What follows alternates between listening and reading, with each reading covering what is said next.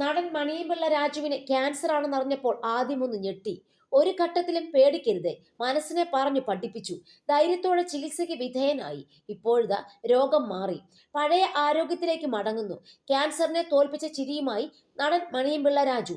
ഏത് രോഗമായാലും പേടിച്ചാൽ പോയി, മഹാരോഗത്തെ പടിയിറക്കിയതിന്റെ ആത്മവിശ്വാസവും. 6 മാസം മുൻപായിരുന്നു അത്. ചെവിവേദന, തലവേദന, 12 തവണ ENT ഡോക്ടർമാരെ കണ്ട് മരുന്ന് കഴിച്ചു. പല്ലിന്റെ കുഴപ്പമാണെന്ന് കരുതി ചികിത്സിച്ചു. വേദന മാറുന്നില്ല. ഒരു ഡോക്ടർ പറഞ്ഞു MRI സ്കാൻ ചെയ്യണമെന്ന്. ആദ്യം മടിച്ചു, പിന്നീട് അത് ചെയ്തപ്പോഴാണ് രോഗം വ്യക്തമായത്.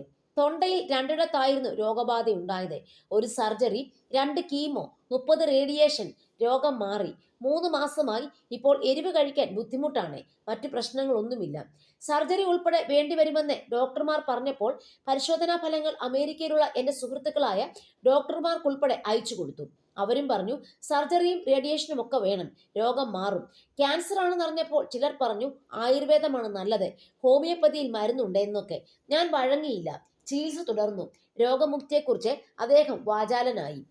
ഞാനിപ്പോൾ വീണ്ടും TV പരിപാടിക്കൊക്കെ പങ്കെടുക്കുന്നുണ്ട്. അടുപ്പക്കാട് വിവാഹത്തിനടക്കം പോകുന്നു.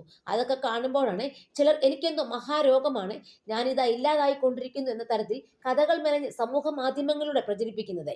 ക്യാൻസർ ചികിത്സയ്ക്കൊടുവിൽ മെലിയും, ശബ്ദത്തിൽ വ്യത്യാസം വരും. ആ കുറവുകളൊക്കെ പരിഹരിക്കാവുന്നതേ ഉള്ളൂ, മണിയമ്പിള്ള രാജു പറഞ്ഞു. മോഹൻലാലിനൊപ്പം അഭിനയിച്ച തുടരും ആണ് പുറത്തിറങ്ങാനിരിക്കുന്ന മണിയമ്പിള്ള രാജുവിന്റെ പുതിയ ചിത്രം. അതൊരു ഗംഭീര ചിത്രമായിരിക്കുമെന്ന് മണിയമ്പിള്ള രാജുവിന്റെ കമന്റ്. മോഹൻലാലിനെ നായകനാക്കി ഒരു സിനിമ നിർമ്മിക്കാനും പ്ലാൻ ഉണ്ടെന്ന് അദ്ദേഹം പറയുന്നു.